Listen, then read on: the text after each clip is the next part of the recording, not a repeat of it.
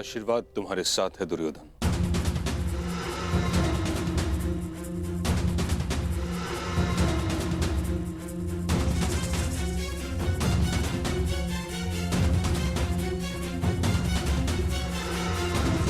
किंतु मेरी अनुमति नहीं।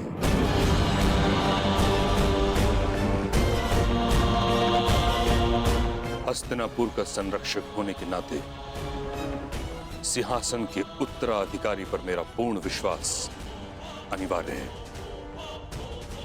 और तुमने अब तक ऐसा कुछ किया नहीं है दुर्योधन, जिस कारण तुम इस पद के योग्य माने जाओ। तो आज्ञा दीजिए महामहिम,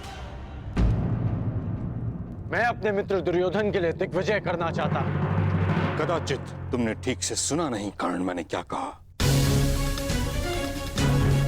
मैंने कहा दुर्योधन को स्वयं अपनी योग्यता सिद्ध करनी होगी।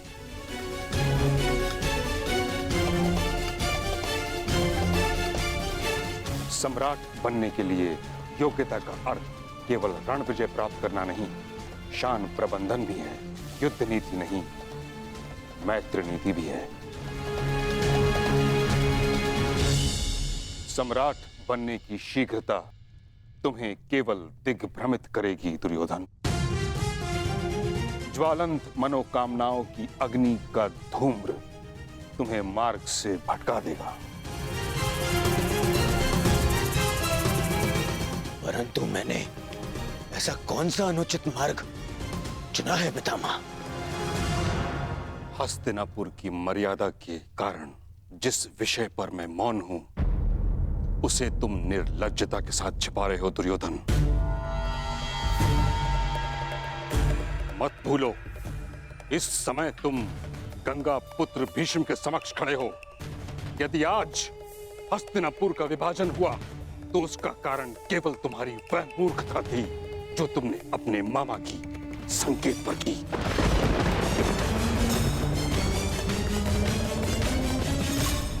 लक्ष्य ग्रह की अग्नि में हस्तिनापुर को जलते हुए नहीं देख सकता था मैं।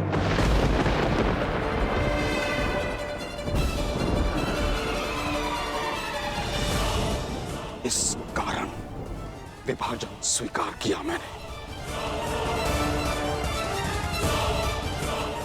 और अब जब तक मुझे यह विश्वास नहीं हो जाता कि तुम नीति से शासन करने में सक्षम हो, कुचक्र से नहीं, तब तक मैं तुम्हारे अभिषेक की अनुमति नहीं दूंगा।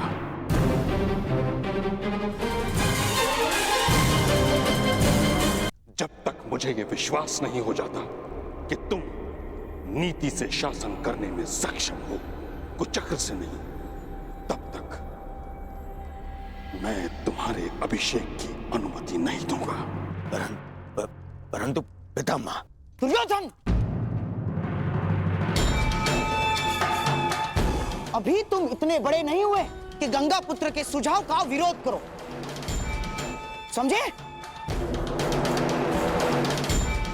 महामहिम, बच्चा है, नहीं समझता कुछ बातें, परंतु मैं आपसे सहमत हूँ और आपको विश्वास दिलाता हूँ कि दुर्योधन अपने सिंहासन पर तभी अधिकार दिखाएगा जब वो आपकी परीक्षा की कसौटी पर खरा उतरेगा। महामहिम,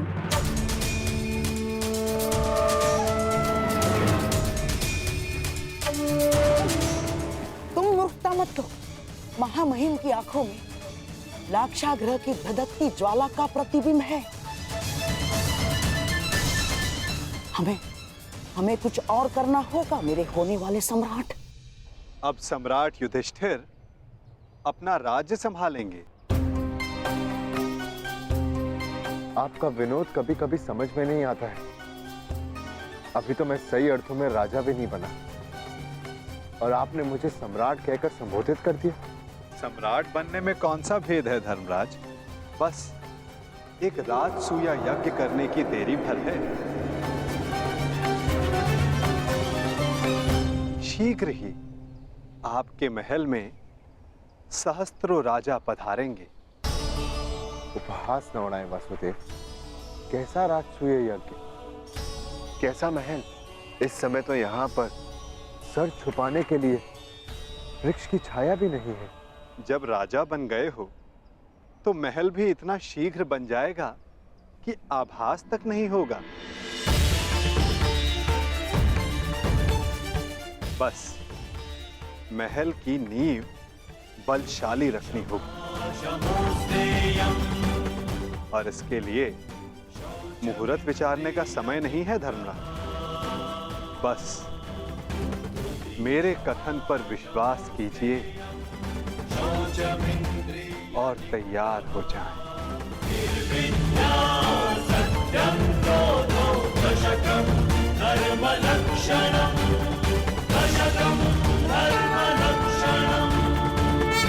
हमारी योजना राजसूया यज्ञ की सफलता के लिए इसी भांति चारों दिशाओं में खांडवप्रस्थ की पताका फहरानी होगी।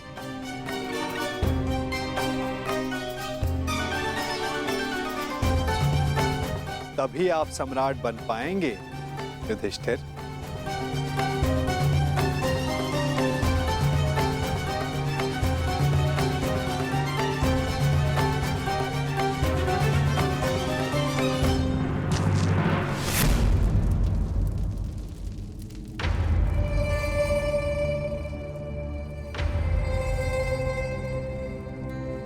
बस पूर्व दिशा में एक बाधा है। बाधा? कौन सी बाधा माधव? मगध। हाँ मेरे होने वाले सम्राट, यदि तुम्हें पूरे भारतवर्ष में अपने आप को सर्वशक्तिशाली सिद्ध करना है तो तुम्हें मगध पर अपना प्रभुत्व स्थापित करना ही होगा। और मगध का अर्थ है जरासंध।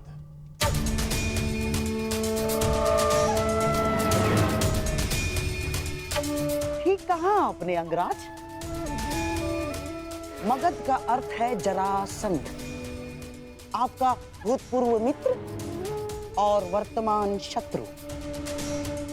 हाँ, और आपको कदाचित ज्ञात नहीं होगा, उसने आर्यव्रत के 100 राजाओं को बंदी बना लिया है और अब वो उनकी बलि की तैयारी में है।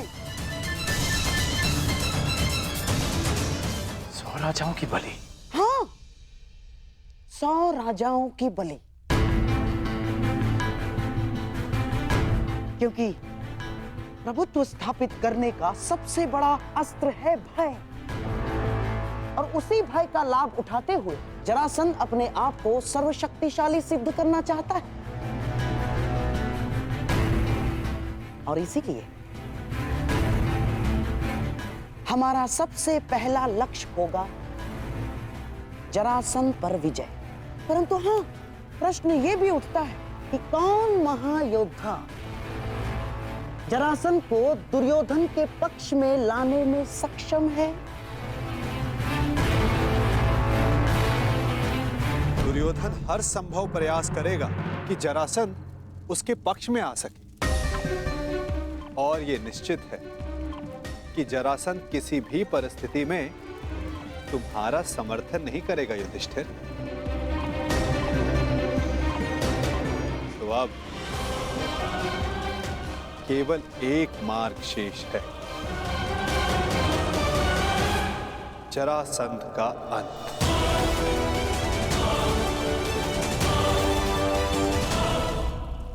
अर्थात आप उसका वध कर देंगे माधव? युधिष्ठिर, यदि जरासंध का वध मेरे हाथों होना होता तो मुझे 18 बार उससे युद्ध करने की आवश्यकता नहीं पड़ती। जरासंध का वध किसी और के हाथों लिखा है।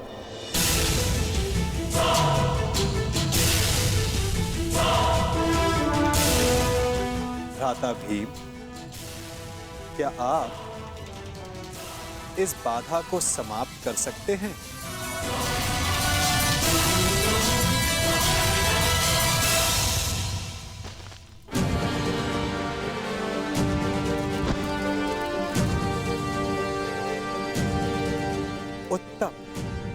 यदि इस प्रकार आप मेरी मंशा भांप लें तो प्रत्येक समस्या का समाधान निश्चित है। मैं वासुदेव की मंशा जानता हूं। वो किसी भी प्रकार जरासंध पर पांडवों की विजय प्राप्त करने का प्रयास करेंगे, परंतु तुम चिंता मत करना मित्र।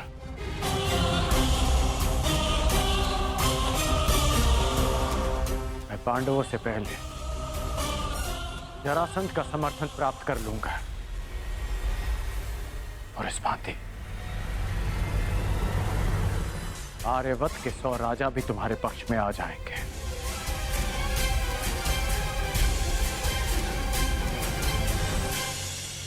इससे पूर्व कि जरासंध दुर्योधन का समर्थन करे, उसका अंत आवश्यक है।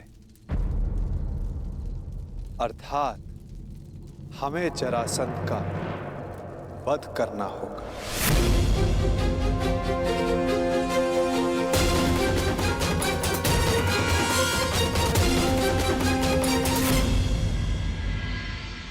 महाराज जरासंध की, महाराज जरासंध की, महाराज जरासंध की, महाराज जरासंध की।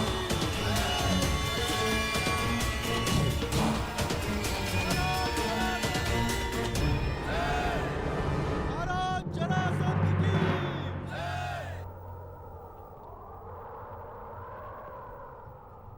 शतराज बलि प्रारंभ हो।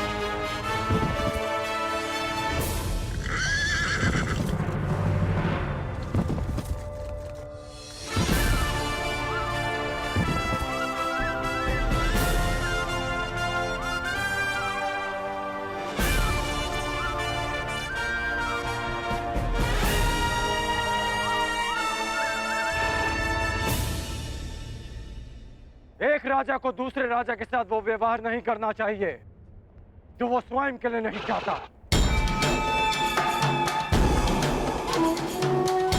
मुझे जब भी तुम्हारी सहायता की आवश्यकता पड़ी, तुम एक बार मेरी सहायता करने अवश्य आओ।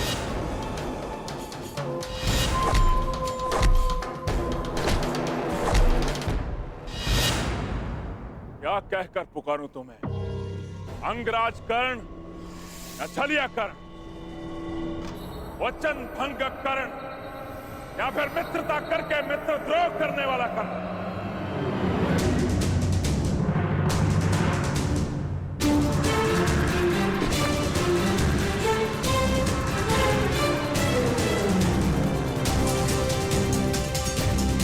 न्याय का योद्धा परशुराम शिष्य राधे कर्ण पुकार सकते हो,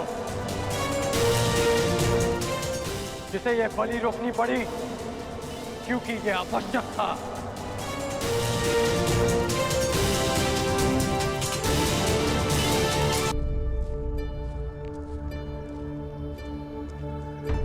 क्या आवश्यक है वासुदेव?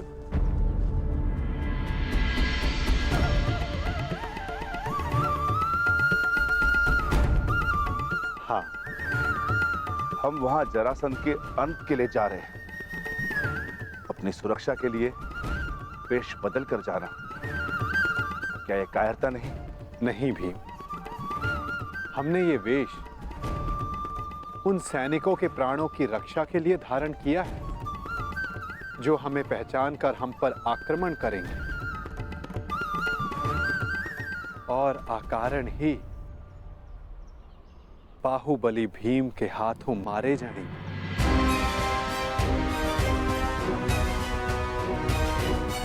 अब प्रस्थान करें।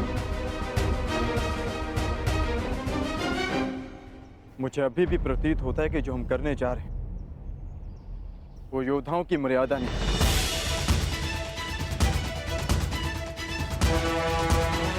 आप आज्ञा दीजिए, मैं अपने ही वेश में एक ही क्षण में मगध के द्वार ध्वंस कर दूंगा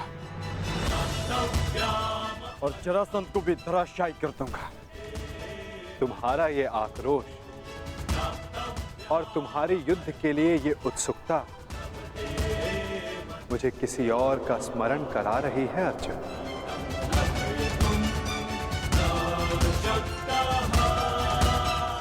इसका माधव है तुम जैसा, परंतु तुमसे पूर्णता भिन्न। जीवन के कर्म में भी और कर्म के परिणाम में भी।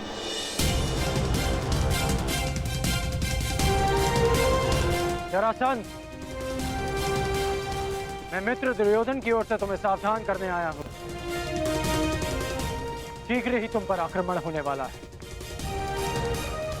इसलिए अपनी सुरक्षा का प्रबंध करो और हस्तिनापुर से संधि भी। और इस मित्रता का मोल क्या होगा?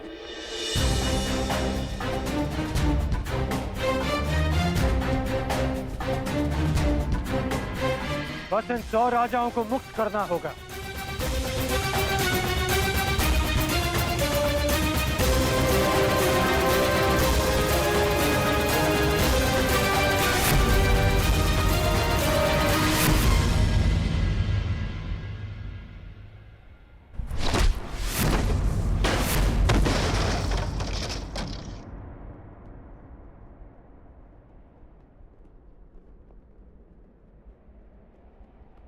जरासंध तुम जैसे छल करने वालों से संधि नहीं करता, उनका अंग विच्छेद करता है।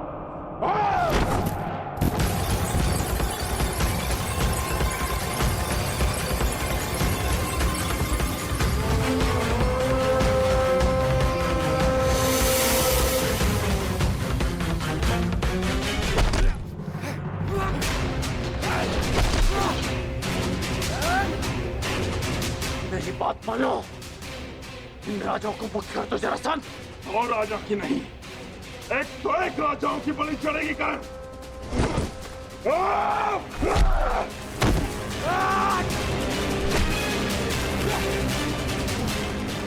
अपने क्रोध पर नियंत्रण रखो जरासंध। तुम्हें देखते ही क्रोध ने मुझ पर नियंत्रण कर लिया करण।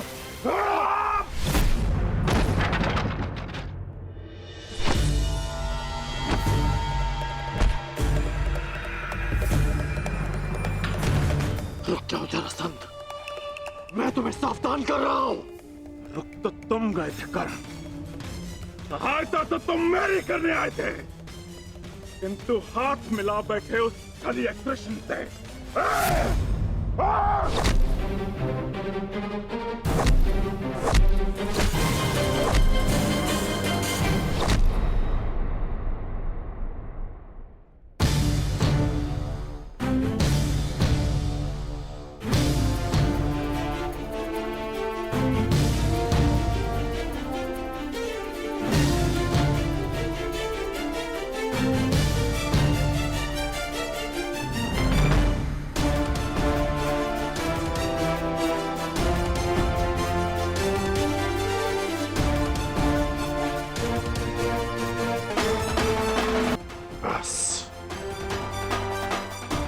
मैं यहाँ युद्ध करने नहीं आया।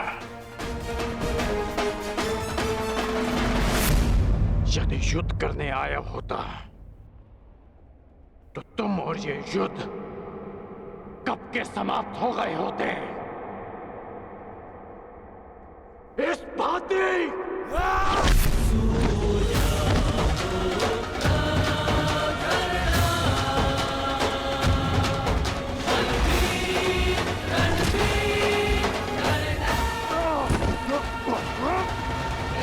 मैंने ना वचन भंग किया और ना छल किया।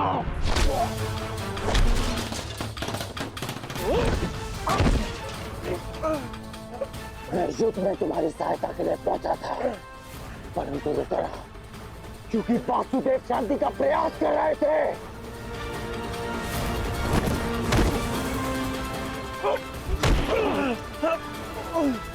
तुमने एक निर्दोष की हत्या की, इसलिए मैंने युद्ध में सम्मिलित न होने का निर्णय लिया।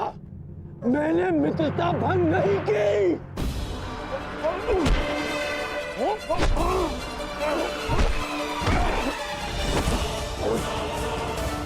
मेरे शत्रु के साथ खड़े रहने वाला मेरा मित्र नहीं।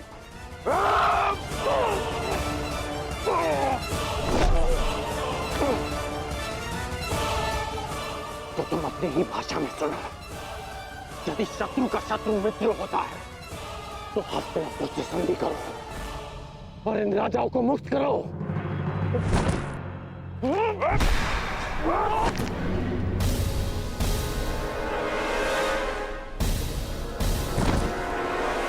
आज तुम वासुदेव के विरुद्ध हो। नहीं,